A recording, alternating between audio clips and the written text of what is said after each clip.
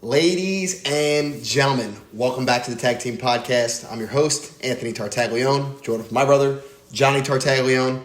And while we're not on the golf course, we're back in studio today. And I'm sitting next to a very miserable man right now. We're actually back in the bar, and that's exactly where I need to be. Yeah. I got my nice selections behind me. The Don Julio's looking pretty good. Might tap into some Crown. I don't know. Another day, another New York Mets moment, another New York sports fan moment. And this week I've gotten the absolute shit kicked out of me, to say the least. Edwin Diaz walking out the door, going to the Los Angeles motherfucking Dodgers. Who would have guessed? And then today was the real killer. Pete Alonso going to the Orioles. What was the deal? 5 years, $150 million? 155 5 years, $155 million. And this one really hurt because homegrown talent, Florida Gator as well. I know you had to cheer for him just because he was a Florida Gator. And Tony's just pulling up Pete Alonso highlights right now. And putting it right in his face. I don't know what to say because he was an ex-Met. 6 years. Rookie season was in 2019 when he hit 53 home runs. And we knew right then and there he was a stud. He was the basis of the franchise. And I know a lot of people thought Pete Alonso was just a fucking dickhead because of how he acted in the home run derby. Just because he cared. And you know what? That's fine. You could call that a pussy move. But you know what? When you're a Met and you win something, it matters. So what? If that's the only title, if that's the only trophy he lifted as Met, then so be it. I'm fine with it. I love that he competed. Every day he dragged his balls out onto the field, laid them out on the line, and put his heart on his sleeve for the city of New York. And you can't say that about many Mets. You just can't. Not recently, at least. And I knew when we were in trouble last year when he signed to a one-year deal. Everyone thought he was gone last year. And when he signed the one-year rental deal, it was pretty much, hey, I couldn't get the contract I wanted in free agency. I'll come back for one more season. And we basically just delayed the pain because what good did it do? We paid him $35 million last year, and we missed the playoffs. He had a great season. He really did. He played the same way he always does. He hit clutch home runs. He hit for average pretty well. And you know what? If he wanted to leave the sorry-ass Mets, then so be it. I don't know what else to say. It's just sad to see him go because there's not many homegrown Mets that were as proud to be a Met as he was, I would say. Like, we have guys like Jeff McNeil. We have guys like Francisco Alvarez, who are still young, who have been with the team. We had guys like Jacob deGrom, who eventually left. But this one leaving might actually hurt the worst. I would say Jacob deGrom leaving really sucked. But he only pitched every 5 days, and we can never do anything with him anyways. But this one's just a bummer. This is the free agent that has hurt the most in a long time because he didn't leave because he asked out for a trade. He didn't leave because, I don't know. He left solely because he was a free agent and wanted to sign elsewhere. And that just goes to show that the Mets organization is a disaster right now. I'm sorry. I'm at a loss for words. I'm really upset. It's really shocking news, even though I saw it coming. And and then to have Edwin Diaz go to the Dodgers in the same week is just absolutely brutal. I don't even know what else to say. The Mets are a disaster. The city of Queens, I was so high on signing Juan Soto, but why is Juan Soto even here now? $765 million, sure, but what are we doing? Our bullpen's a disaster. We lost the best closer in the game to the Dodgers. We lose the heart and soul of our team, and now we have Francisco Lindor, we have Juan Soto, and we have a washed-up Marcus Semien. That's what I have to look forward to this season. No bullpen, no starting pitching. And we're going to be at the bottom of the NFC or the NL East. We are. I don't even know what else to say. That was a great opening monologue. It was a monologue. And you know what? I have a display for you guys real quick. Because this is what it's like to be a New York sports fan. And I look a little fat, and there's a fucking reason for that. I'm probably going to go drown myself in cupcakes or Crown, whatever. But look, this is what I have to display. Let me take the hoodie off. For people at home, Number one. If you're listening on Spotify, tune into the YouTube. Odell Beckham Jr. Traded. This one hurt too, right? Traded because we were dog shit and he went to Cleveland. Never was the same again. R.I.P. This one might not mean much to people. Landon Collins. It means a lot to me. Why do I have this jersey? Because he was a great and stellar defender on the Giants. Guess what? Got traded, or did he sign with Washington? Signed with Washington. Was never the same again. I was in high school. He came back to the Giants. Part of the defense when the last time we made the playoffs. So him and Odell leaving around the same time. That really hurt. That sucked. Well, guess what? There's more. Don't you worry. This is a big one. This is a real big one. I probably shouldn't have even put this on. This should be in a campfire by now. This should have been burned. No explanation needed. Don't want to say anything about that. But I have to put it on display. What do we have next? Noah Syndergaard. Holy shit. What a name. The Thor. I was a huge fan of Noah Syndergaard. Always injured. Couple Tommy John surgeries. But you know what? He was another pitcher for the Mets. When him and DeGrom were on the bump back-to-back, I was not afraid of any offense in baseball. I wasn't. I'm sorry. This is a long monologue. I have to keep going, though, because this is how much of a disaster this is. So let's go ahead and throw Noah Syndergaard. This is a cool jersey, by the way. I'm upset I couldn't wear this anymore. I feel like enough time's passed. Yeah, I mean, whatever.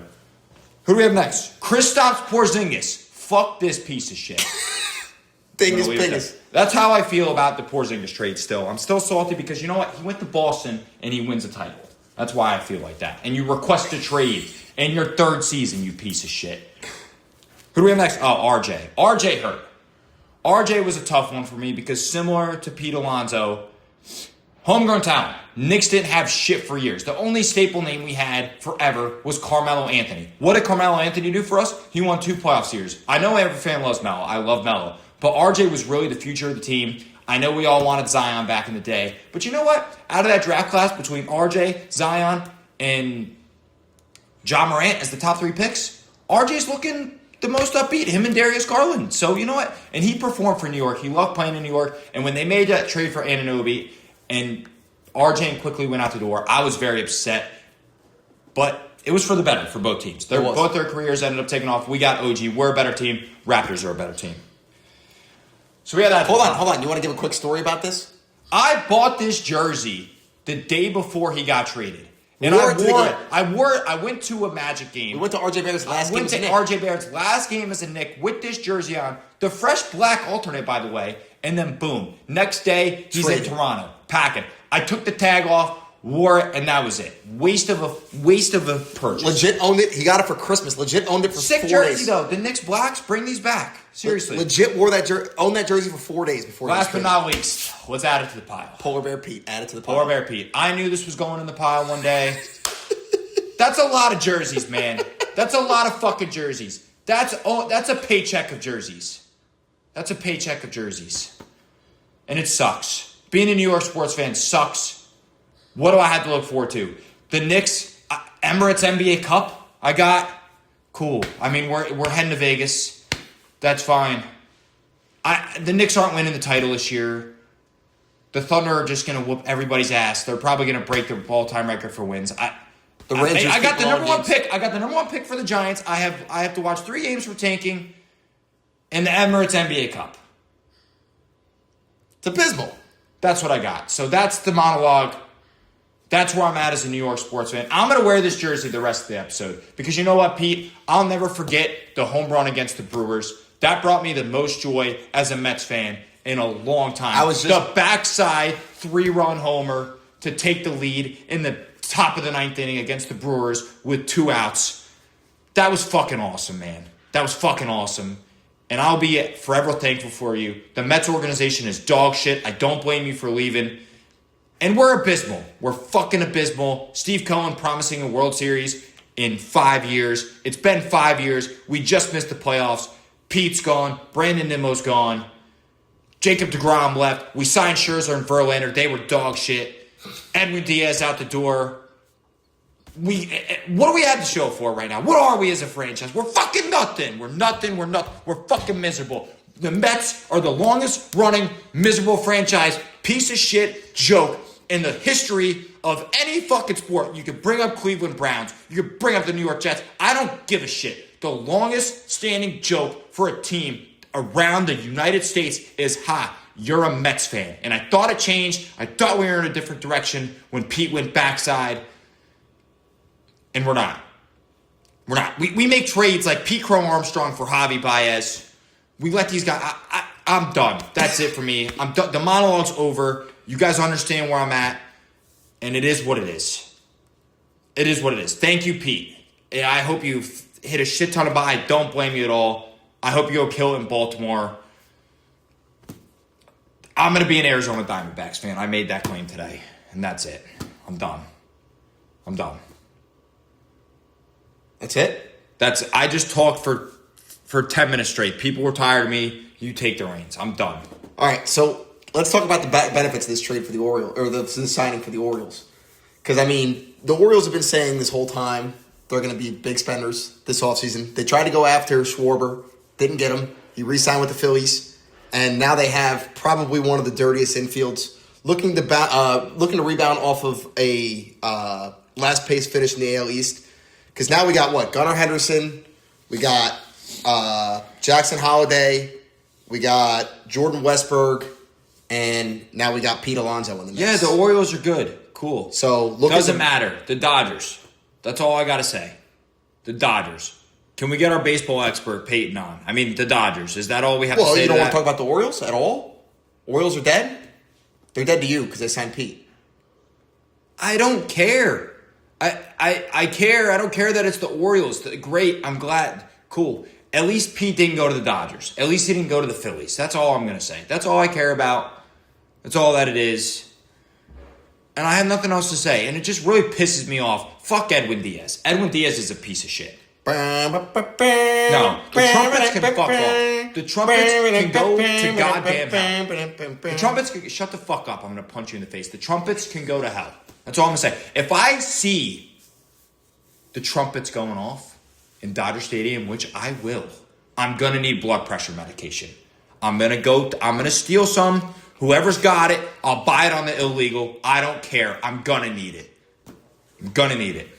I don't give a shit, man. Baseball is due for a lockout. It's happening. It's coming. We all know it. And the goddamn Dodgers can suck a fucking dick. And I understand this is an explicit episode. This is bad language for me. Fire me for I'll fire myself for explicit language. I work for the family business. I'll fire myself. I don't give a shit. But I'm done. And I'm serious. People think I'm doing this as a bit. It's not a bit, okay? I'm miserable as a New York sports fan. And I'm going back to talking. You talk. You talk. Can we talk about Phillip Rivers to the Colts? That's all I'm saying. We got to talk about this now. We're still talking baseball. You want to go on a 12-minute rant? You and Peyton talk baseball for a minute. I got to cool off.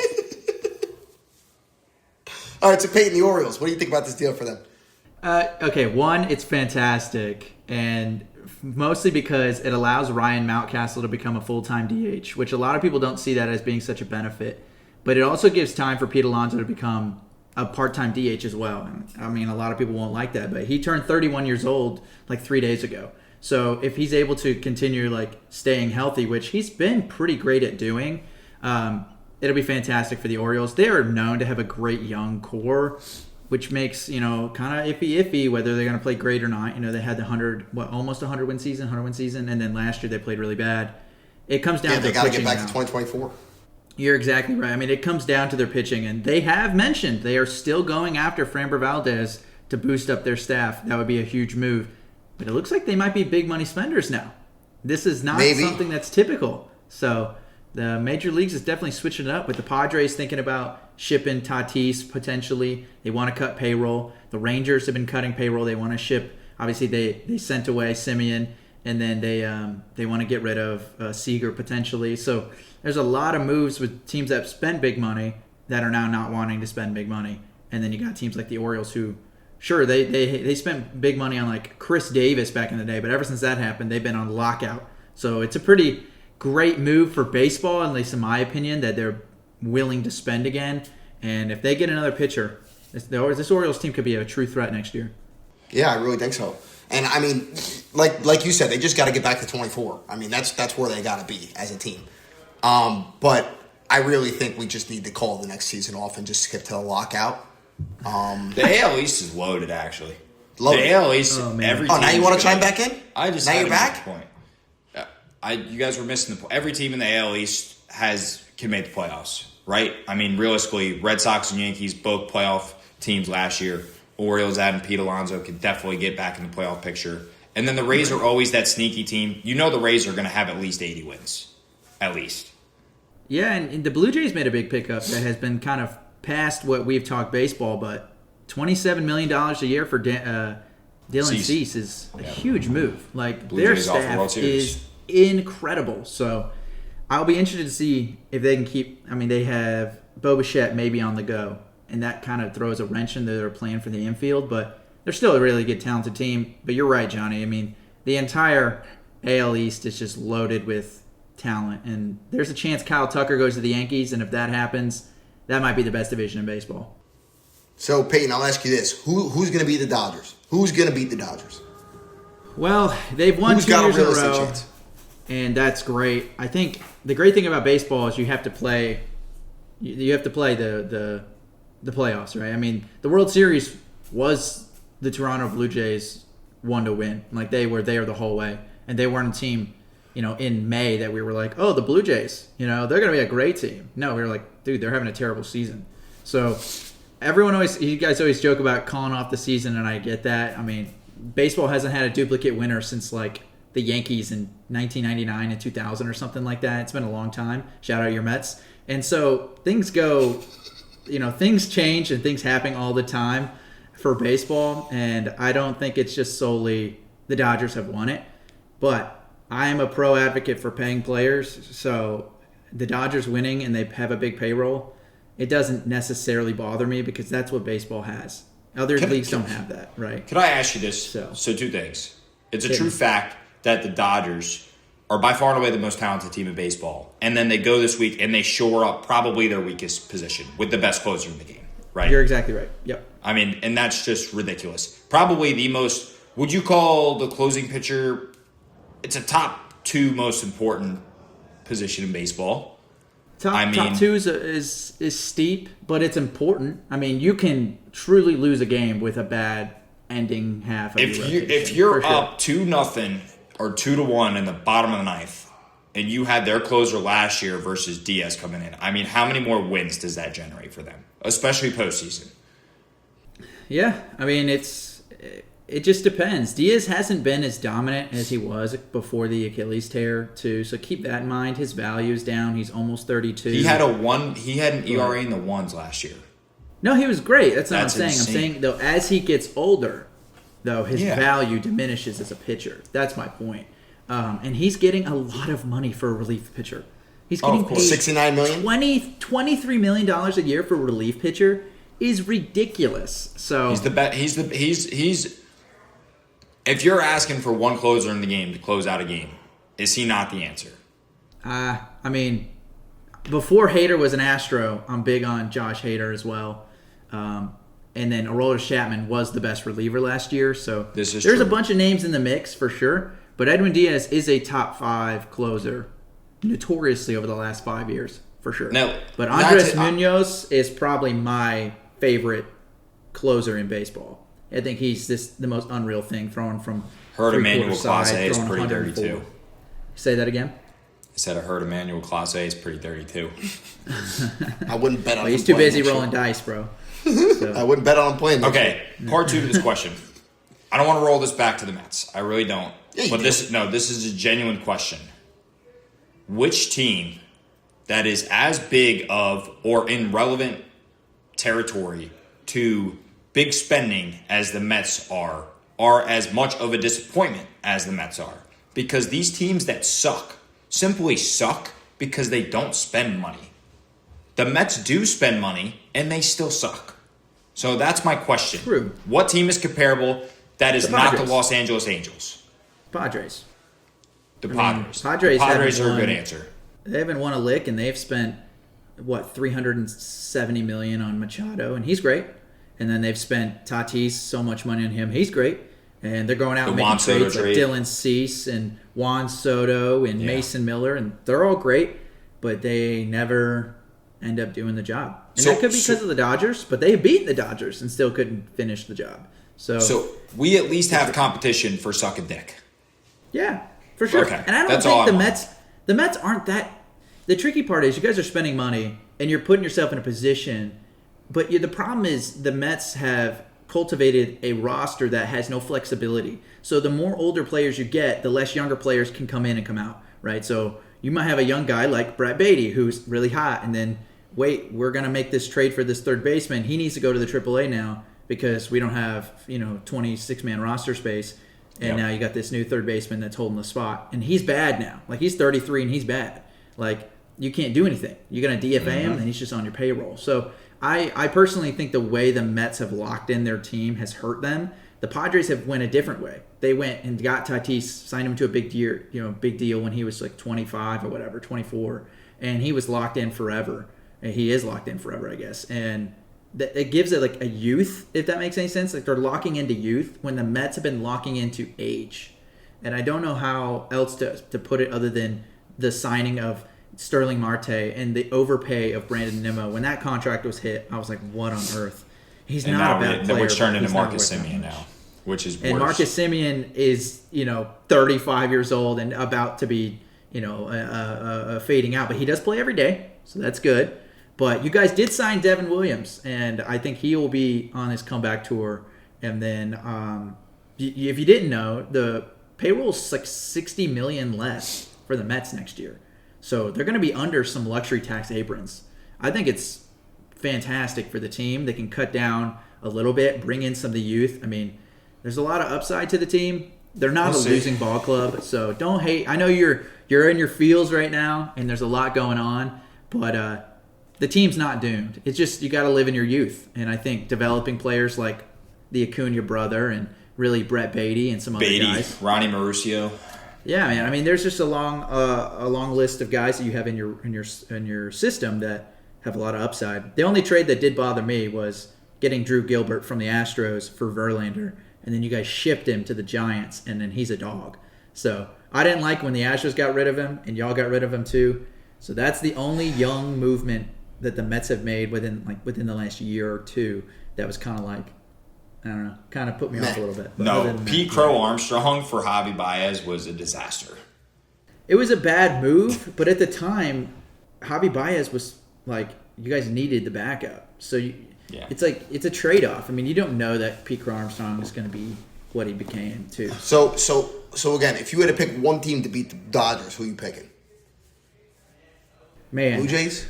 You're sticking with the Blue Jays? No. I mean, I don't think so. I think it comes down to the Phillies. If they keep a lot of their core, I think it's the Phillies.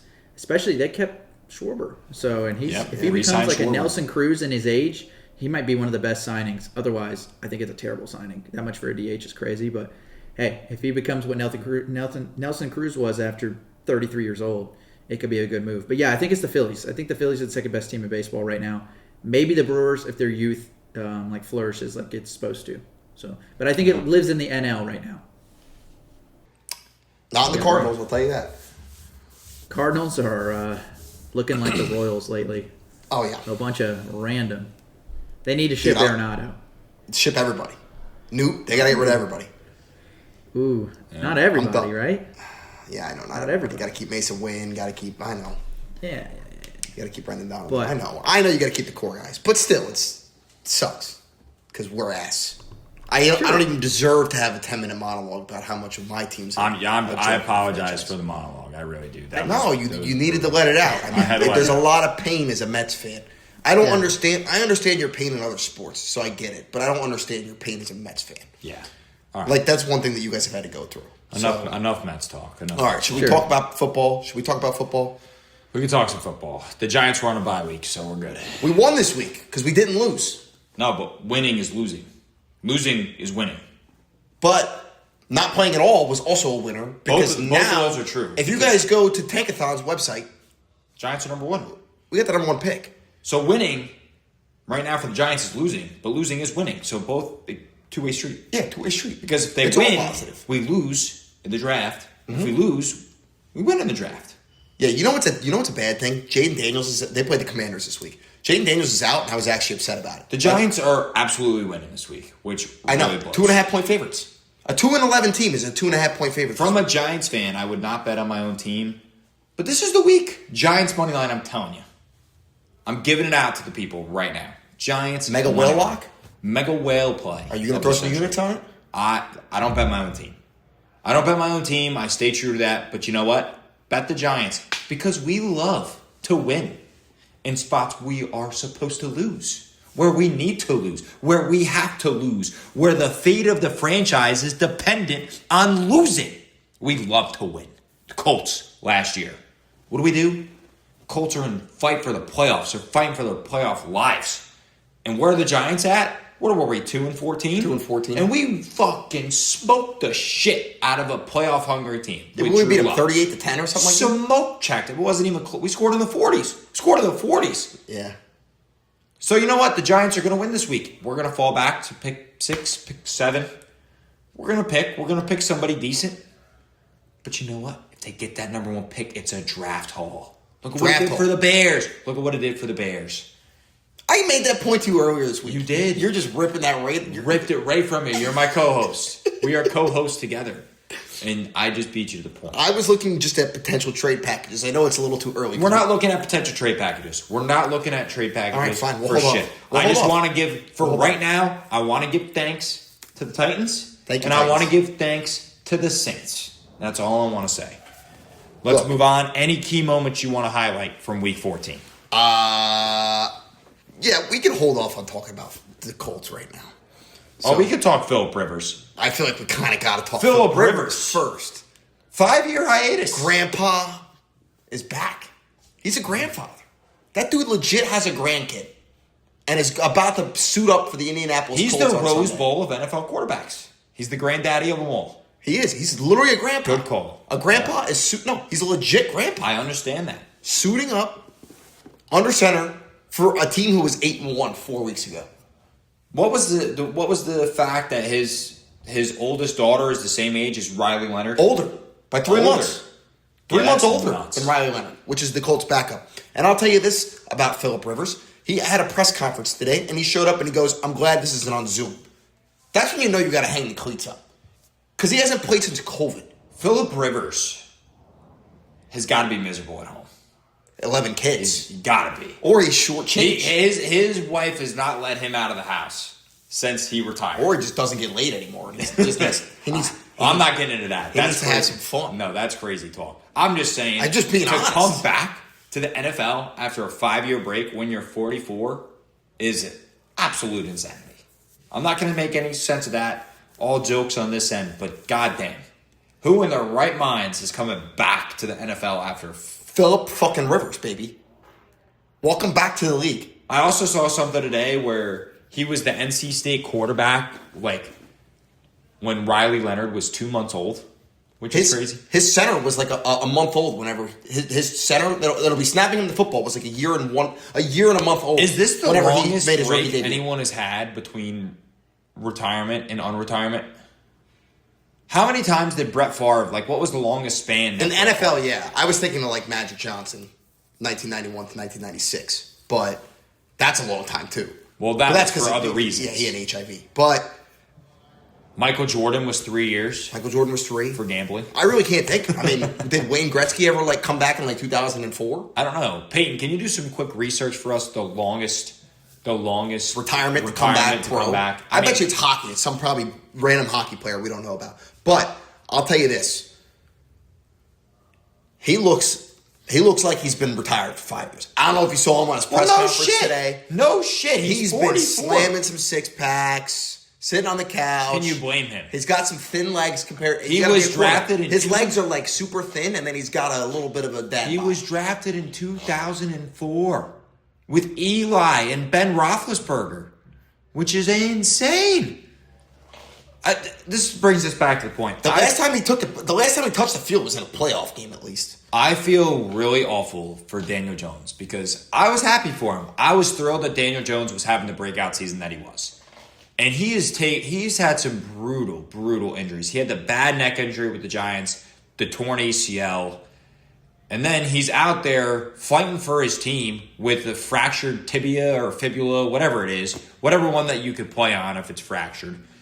And then for him to just tear the Achilles in the other leg it's absolutely devastating. It's nasty work. And it really sucks for him, especially as a mobile quarterback. I don't know if he's ever going to be the same, and I really do. I hate it for him. I feel really bad for Daniel Jones. I don't even know what else to say. Injuries suck. Can we turn injuries off? We got to be able to turn injuries off. Just to have season-ending non-contact injuries twice in your career fucking sucks. It really does. And now you don't get to buy his jersey, which sucks. And you really got to feel bad for Colts fans too, because they were 8-1. 8-1. And they're just and they're not out of it, but they're out of it. Everybody knows the Colts are missing the playoffs. They are. It's never going to happen. They're going to have to win 2 or 3 more games down the stretch, especially after the Chargers win against the Eagles on Monday Night Football. But I don't see a scenario in which the Colts can bounce back from this with their quarterback room. They play at Seattle next week. Then they're home against San Francisco. And then they're home against Jacksonville. And then they rounded up the season at Houston. They play 4 playoff teams to end the year. That is brutal. It's abysmal. That's abysmal. So Colts fans, whichever ones listen, probably none of you, but they were 7-1, not 8-1. We feel bad for you guys, and that's just a terrible way for the season to go. And it really sucks that you're 8-5 and you're literally staring down a shotgun barrel of your season. And they had to win against the Chiefs too. That's the worst part about it. A couple weeks back. But either way, it doesn't matter. Are they going to win another game this year? Probably not. They're going to be heavy. I will tell you this: they're 14-point dogs. I've never seen an 8-5, a team that was 7-1, be 14. And I'm pretty sure they've already been 14-point favorites at one point this season when they played the Cardinals. They were the top offense. I'm saying when they played the Cardinals earlier this year, I'm pretty sure they were 14-point favorites. That's a 28-point swing. But on top of it, good math. Thank you. I can do a little math. But here's the thing. Everybody's going to bet the Colts this weekend if Phillip Rivers is under center because they want to see the 14 points. I think that's going to be must watch, at least for a quarter. You got to at least see him stroll out. You got to see him. I mean, they got to play him now, Phillip right? Rivers tore his Achilles or his ACL and his meniscus in the divisional round back in the 2000s and then played in the AFC Championship game with a torn Achilles and a torn ACL. That dude's a dog. He's a dog. He is. Phillip Rivers was always a tough guy, but I mean, come on. Against the Seattle defense? For that statistic, it is 4 seasons. I believe so for the NFL. I've been looking, and it's not the most prevalent stat to find, but I believe it's John Hadle, quarterback in the 70s, and he was out for 4 seasons. And then for like all sports, it kind of varies. There was like some players overseas that played baseball who were gone for like a decade, but that was a little different. If we're going American sports, it's like boxing. There's some guys who've been gone for 10 years come back. So it just depends on that regard. But when it comes to just like Mike Tyson. Sports, I mean he's in that realm. And football and basketball are different. Football and basketball are just completely different. Just because the level of physicality and the strain that it puts on your body. I mean, yes, baseball. I'm not going to say baseball is not straining on the body, but it's not as surprising, especially since there are players that play well into their late 30s and honestly are still playing at the top of their abilities into their mid to late 30s. Yeah. But in football, you just don't see it. It just doesn't happen. Hockey had someone in 97 retire, come back after 3 seasons, and then I think Michael Jordan's second break was like 2 or 3 seasons. Because his first one was like a year and a half because of the MLB strike, but the second one I believe was 3 seasons. So... And like I said, Magic Phillip Rivers Johnson is had a long gap too. Yeah, it's crazy because he was literally going to be a Hall of Famer, like in like less than a year, and at least he's on the ballot. And now he's going to be. Now he has to take a snap, so let's keep in mind he's not guaranteed to take a snap. No, I'm pretty sure he just has to sign to the active roster. I don't even think it's a snap. I think it's just signed to the active roster. That would make sense. I don't know, and he just loses all eligibility. I think that's why they signed him to the practice squad in the first place. I just give him some time to think about it. I mean, do we really think he's going to the Hall of Fame? Well, we never know. I don't know. We'll see. Well, maybe we'll find out. We won't find out till 2031. But, I mean, I'm so excited. I hope he's under center. That would be freaking great. It'd be freaking awesome. I would love to see the Colts sneak into the playoffs and have Phillip Rivers playing in a wild card weekend football game at 4:25 against the Texans. It's not happening. Either way. Listen, week 14, though, very important slate. We finally got to see – we're starting to see the playoff picture come into form here. It's coming into form. The Texans with a huge win this weekend, they are the hottest team in the NFL right now, no debate about it. The Bills picking up a big win. The Chargers picking up a big win against the Eagles and the Lions. All those teams making playoff pushes. Packers, another bit, a huge win against the Bears. And the Chiefs are in trouble. They're dead. The Chiefs are done. I said The this Chiefs, when this has been at the top. This has been the top of every podcast. The Chiefs are in major trouble, and they don't have a path really to make the playoffs. I mean, they need to win out and have a lot of help, especially with the Chargers beating the Eagles on Monday. Oh, for sure. They're done. It really sucks, too. I mean, you would figure the only way the Chiefs would ever miss the playoffs with Patrick Mahomes is if he was out, if he missed games. And he hasn't. And they really haven't had that bad of an injury bug this year. It's honestly inexcusable for them to miss the playoffs. It really is. It's ridiculous. It's especially in an AFC that is, it's strong. Don't get me wrong. There's good teams in the AFC, but it's not like it was undoable to make the playoffs if Patrick Mahomes had an off year. Joe Burrow's been out for a lot of time. Lamar Jackson's missed a lot of time. The Ravens are bad. The Ravens are bad. The Bengals are bad. Those are two teams that people expect to be good. The whole AFC North sucks ass. We're getting one AFC North team in the playoffs. We're getting one AFC North team, and the Chiefs are still going to miss the playoffs, which is absolutely absurd. Well, who would have thought? The AFC South? We shit talked them at the beginning of the year. We said whichever one finishes 9-8. We did. We can go back and check the tape to our NFL preview. We said whichever one finishes 9-8 is going to be in. Yep.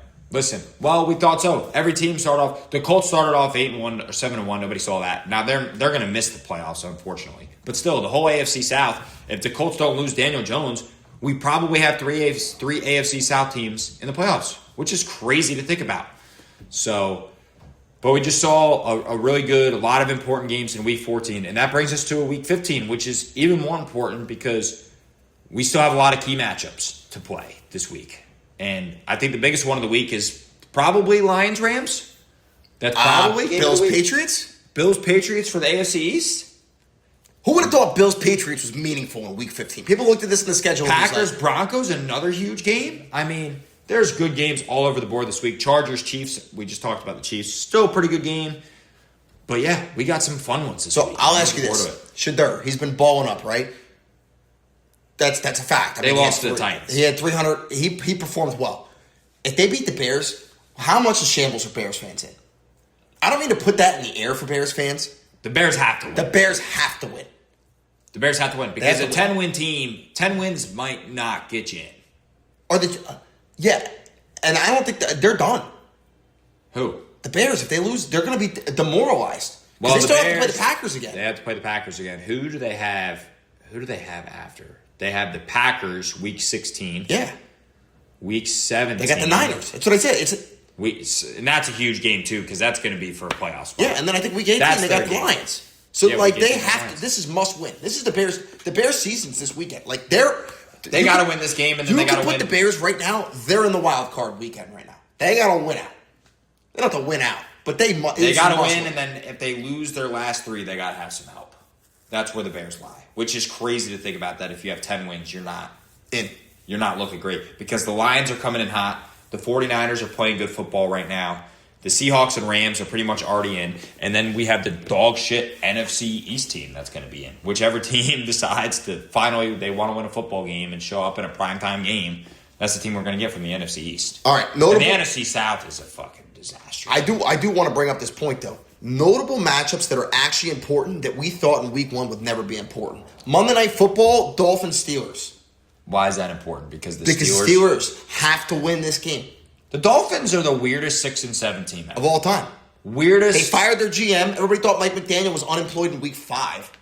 Still has his job. And they literally... If they win this week, they're if they win out, if they somehow win out, they could legit find themselves at 10-7 and maybe a shot at the playoffs. It's never going to happen. They're not going to win their last 4. But for them to turn it around, it's pretty impressive. It's kind of like... It's given off similar vibes to the Lions a couple of years ago when they started off 1-7 or 1-8, and then they turned around and finished the season 9-8, but still missed the playoffs. Similar to the Bengals last year. Remember, the Bengals were a disaster because Joe Burrow was out, and then they won every game to finish the season. But yeah, I mean that's an important game. It's not the most exciting Monday Night Football game, but people are going to tune in. I mean, we'll tune in. There's playoffs on the line. Also, you got a game which people thought was going to be the 2-10 versus the 3 and whatever. The two top. It was going to be the number 1 overall draft pick game at the beginning of the year, and that's Panthers-Saints. And now the Panthers have to win, and they're only 2.5-point favorites on the road against the Saints. I mean, I know the Saints just beat the Bucs. The fact that the Panthers can catch the Bucs is absolutely absurd. The Bucs are in a free fall right now. Free fall. And it really sucks. And Baker's probably banged up a little bit. Mike Evans hasn't seen the field in weeks, and I think has been practicing this week. Don't know if he's going to be back. They lost Chris Godwin for a good portion of that time. Bucky Irving was out. I just hope the Bucs could get healthy for the playoffs. I like both of those teams. Honestly, I would pull for either one of those teams in a playoff matchup. I'm going to root for the Lions in the playoffs this year.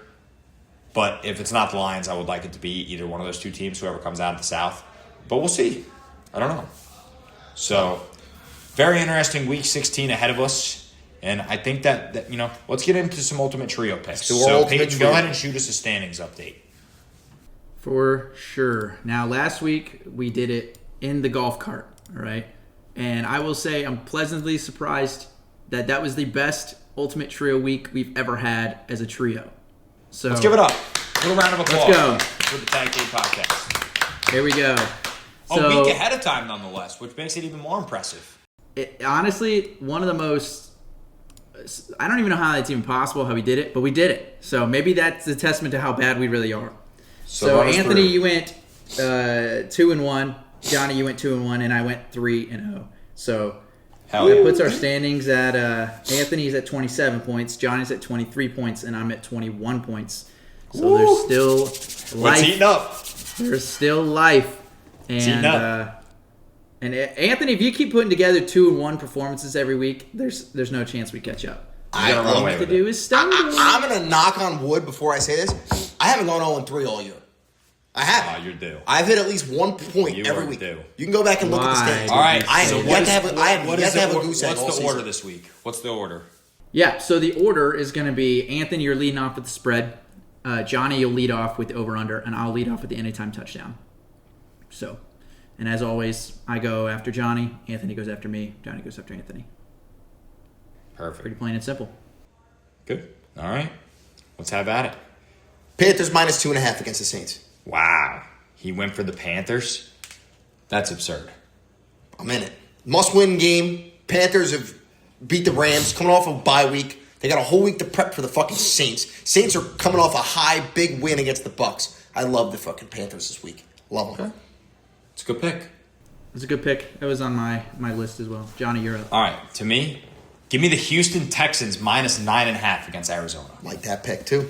I don't know how Arizona's going to score on the Texans' defense. Texans are the hottest team in football, so I'm not afraid of it. Give me the 9.5. I think that's another good pick. We'll see how the Texans really do. And I'm going to go with the... I've been debating all day today. I'm going to go with the Jets against the Jaguars because it's a 13.5. I still think they lose, but I don't think they lose by 13.5. Okay. Playing the big number. Jaguars been playing good ball. Jaguars been playing good ball. All right. So Johnny's first for over. First for the over-under.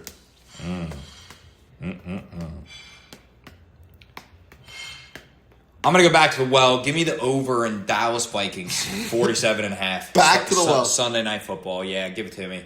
I was debating. I had another pick, and I'll discuss it if one of you other two pick it, but that's my pick. What was the number you said, Johnny? 47.5. 47. That then goes to me. I'm going to go with the over 52.5. Baltimore, Cincinnati. Like that pick a lot. I think it could be a shootout. We'll see. They're both are rough defenses and both have chance to be high offensive. So hopefully Derrick Henry has a day. I hate this over, but that's the reason I'm going to take it because I love it.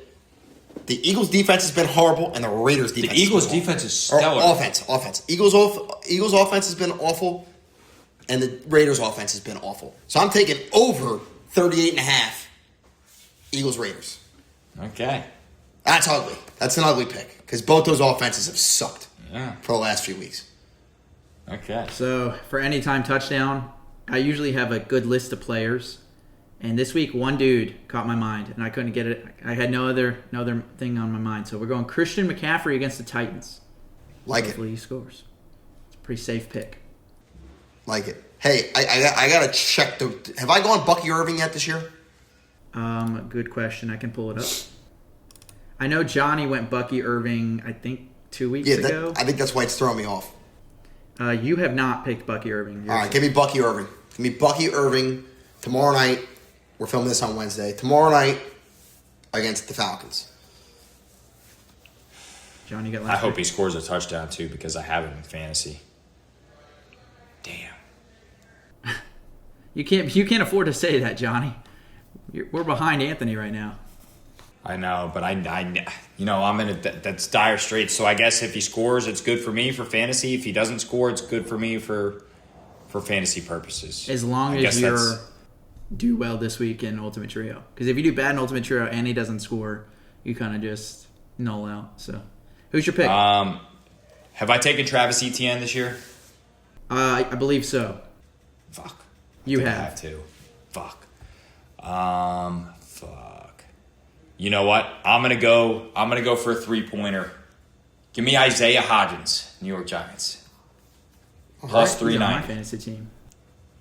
Give me Isaiah Hodgins. It's 2 points. 2-pointer. Is it? Yeah, it's 2 points. 3 points is plus 1,000 or more. Okay. You don't even know the rules?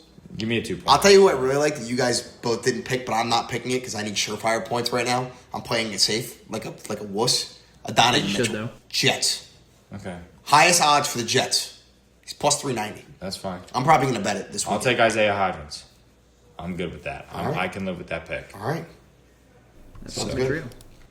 Cool. All right, we'll stay tuned for those picks. And we're ready for Week 15. Getting into crunch time for a lot of these teams. It's going to be a fun finish to the NFL season. I can't believe we're sniffing playoffs already. So. I'm not sniffing playoffs at all. In any of my leagues. I mean, I think that's my stink bomb. I got a couple of small stink bombs this week. All right, well, You made the playoffs in our league. I was going to get there. Okay. I'm in a $200 fantasy league. Missed the playoffs by 20 points. Finished the same record as the guy who got in. He scored 20 points more than me. In my $50 league, I missed the playoffs by 0.23 points. 0.23 points I missed the playoffs by. That's abysmal. 0.23, $50 league, loser. My $100 league, I fucking sucked. I went 5-9. My own personal league that I run with my friends, I missed the playoffs for the third year in a row. And I've been running the league for 3 years. I haven't made the playoffs once. Gone. Missed it. I'm in a $10 league, which Peyton runs, and I made the playoffs. There you go. It's a winner. It's not a winner. I lost in the championship last year to Peyton. So I got a lot of business left. But I'm in 5 fantasy leagues. I made the playoffs in one of them. Last week was just a shitter of stink bombs. So I got to dial back in fantasy. I got to get out of it because I'm a fucking fat loser. Another stink bomb for me this week. These are all short ones. Another short one for me this week. I stepped in a mud hole. And I soaked my leg about 6 feet in mud. Had to go home. Wet socks. Had to spray it out in the yard. And then it rained. I left my shoes out there and it rained the next day. My shoes are still sitting on the balcony, wet. Haven't dried off yet. My other stink bomb. Dealing with this guy in the car every day where he farts. Every single fucking day. This is you just being mad from the podcast 2 weeks ago. No, it's the truth because I'm tired of your shit, man. You Like, talk you- shit like- about me farting. I farted one time. And now you gotta come at me. How many times did you rip ass today? Let's be honest for the people. And another stink bomb, I'm sick. How many times did you rip ass today? Be honest with the people. Over, under 3.5. Over. Yeah. But I shit outside. I fart outside. No, you don't. You can come in here and talk to me about ripping ass all you want. It doesn't answer the question. Did you or did you not rip ass more than 2 times in the car once. In the car Once. Over, definitely outside though. I'm courteous. If your goal is to embarrass me, it's fine. My goal is not to embarrass you. You're just bringing up this point. We're because doing you're our salty. We're from doing 2 our fucking weeks ago stink bomb about of the chili week. bar. It's shitty. No, that has nothing to do with it. But it's a 2-way street. It's a 2-way street. You do it too. You act like I'm the only one that doesn't. You do it way more than I do. It's not necessarily true. It depends It's on the not day. necessarily true. You know it's not true. Depends on the day. You know it's a fact. But okay, answer me this: it's a 2-way street, is it not? It is. Did you or did you not go? And may I quote? Oh, that fart is dirty, and then you don't roll down the window. Did you or did you not do that? That did happen. It But happened. I'm honest with the people. You're not. I am completely honest. You swear to God. I'm saying, swear to God, what? That your comments about farting over the last 2 weeks in the podcast have been true. What do you mean?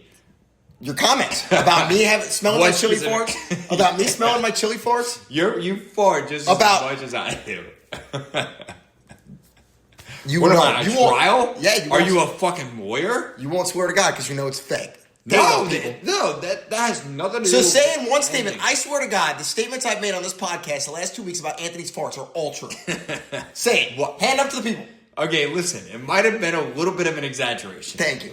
That's all I want. But I that just wanted to doesn't clarify the mean people. Yep. that doesn't mean that it's not a two-way street. All right, what's your because stink it bomb? is. All right, what's your stink bomb? Because it is a two-way No, street. we're done talking about this. What's your stink bomb? I already had a stink bomb. I lost my shit on the podcast earlier, and I have a headache now from talking about the Mets. That's it? I don't even know if... Dry hands. I have dry hands. Dry skin. It's cold outside, and it's uncomfortable for me to play basketball or anything because my hands crack no matter how much lotion I put on them. It doesn't matter. Everyone, you can ask anybody who knows me, I get cuts everywhere on my hands, and they're like, dude, you need to put lotion. No shit. I put lotion on all the time, and it doesn't matter. I hate the cold. I hate winter, and if you want to make fun of me, go ahead and make fun of me, but that's it. That's all I got. My stink bomb was earlier. You see, I mean, how many jerseys do I got? 20 pounds of jerseys here. Uno, dos, tres, cuatro, cinco, seis, siete, ocho, 8 jerseys that are in the cans. Put them in the trash. No, don't throw my jerseys in the trash. We're gonna sell them on eBay. For what? For like $13? Yeah. So what? You can put it Better on, than a GameStop So what? return. You can bet it on the fucking on Adonai Mitchell anytime touchdown or Sure. Bucky Irving anytime Whatever. touchdown. It doesn't matter.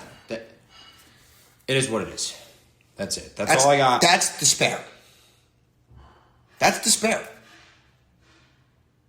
And then you got another one to add now. Right there. Right here. Add to the pile. Yeah, you're done. I'm done buying current player jerseys. I think I've already mentioned this, but that is over with. That ship has sailed. I'm strictly on to throwback jerseys. I have a Jalen Brunson jersey. If that goes sour... I'm done. If that goes sour before it needs to, because let's face it, is he going to finish his career with the Knicks? I don't know the answer to that. Probably not. Maybe.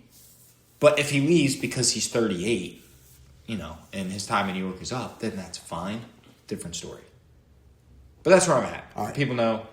That's it. That's all we got for this week's episode. Are you going to be in a better mood next week's episode? It depends. On what? Let's go Knicks. Saturday in Vegas. Let's go. If we win the NBA Cup, Orlando. need a little more pep in your step. I'll be excited for an NBA Cup. People don't want to see sad Johnny all the time. People like misery. It's a real fucked up world. It's a real fucked up world. I texted my friends today, the pod's coming out tonight, and they said they were excited to tune in. You want to know why? It's not because I was happy. They want to see you upset. Yeah, it's what it is. And that's fine. I have no problem with that. No issues with that at all. It's perfectly okay. All right. So, Peyton, you have anything? Nothing? I would have to go back to the golfing we did for the last podcast, and what rubs it in a little bit worse is I go to Topgolf this past week. I'm like, I don't know what, it's all in my head. I'm like, dude, I played so bad. Maybe I wasn't focused, whatever. I'm using the Topgolf clubs. I'm like, whatever. I'm hitting it to the back net every time. I'm like, I'm done. I'm done with this. I was like, when it matters Never most, replicates on the course. not good. When it doesn't matter, right to the back of the net. So Peyton, that's my Peyton, stink bomb. what you need to do now, too, is you need to go into a Topgolf with a burglar mask on and steal Yep. a whole set of clubs. Go in there and just take them to the course. grab all of them and walk out. Yeah, and walk out. And then take them to the real course. There we go. We do That's not mine. condone robbery on this show. That is satire for purposes of People watching Peyton golf is a robbery of their time. I don't think I'm- so. I'm not Like I good, said, but I'm not people that enjoy bad. misery. I had a bad day, all right? I had a very I bad had a horrible day. day. I also would like to say, hand up, I've been swinging, I've been playing baseball. I didn't know why my swing has been so bad. It's because I had a baseball swing out there. So That's the best excuse you could give. Hey, man, my That was baseball swing horrible. just came back. Hey, man, Yeah, Peyton- I haven't hit since sophomore year of high school, but it's the baseball swing. Peyton, you can plug your other channel if you want. But I no. will say this. No. I will say That's not this. what we're here to do. No, I know that's not what you're here to do. But I will say this. You freaking mash the shit out of some baseballs. For people who don't know, you hit the shit out of some baseballs. Appreciate it. Thank you. But We're out there. Oh, golf? wait a minute. Hold on. Speaking of baseball, I don't want to shit on this parade. Can we talk to the people about how in our softball playoff game you want to take up 75% or excuse me, not 75%. 2 outs in 1 inning. Yeah, 2 outs in 1 You inning. made 2 outs in 1 inning. We get 3 outs as a team. You made 2 of them in 1. I hit 2 home runs in the game before. You hit 1 home run. 2. You hit 1. 2. You hit 1 home run. It was 2. The left fielder told me after the fact that it hit the fucking electrical box. Is it a home run in the scorebook? No. Then you hit 1 home run. You're just being mean. No, it's true. You hit 1 home run. It hit the electrical box right above the 2 fucking outs fence. in 1 inning. And they in a tried to playoff fit inning. We had 3 outs in 1 inning in a playoff softball, and you decided that you wanted to use 2 of them. That's all I'm going to say. We won 28-10. It's a team game. You're a bad teammate. Calling out your teammates. At one point in time, you Calling out made your teammates. 40% of the team outs. Doesn't matter. At one point in Doesn't time. matter. I'm just shitting on you. It's fine. Yeah, you're that shitting should have on been me. your stink bomb. It's not my stink bomb. All right. It wasn't a stink All bomb. right, I'm it's done. fine. We won 28-10. Team game. Team the game. team won. Team won. I don't care about my stats. And now we have to play Monday night. You're the one that's coming after me about my We have stats. to play Right Monday about my night now stats. when it's going to feel like 20 degrees outside, Yeah. which is going to be brutal. We'll be all right. So, Okay.